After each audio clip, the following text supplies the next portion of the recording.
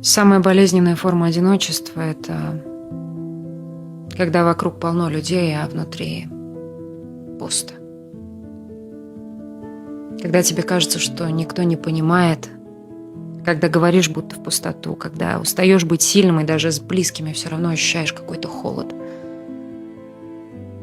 И вроде все есть, но для тебя словно ничего не имеет смысла.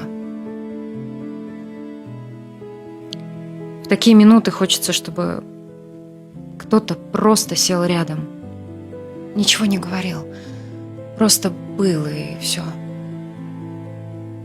Просто молча дал тебе почувствовать, что ты не одинок.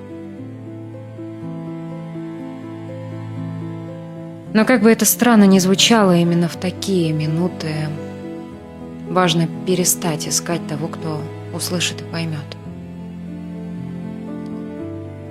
Потому что эта боль рождается не от того, что вокруг никого нет, и не от того, что тебя никто не понимает, а от того, что в один момент ты перестал себя понимать.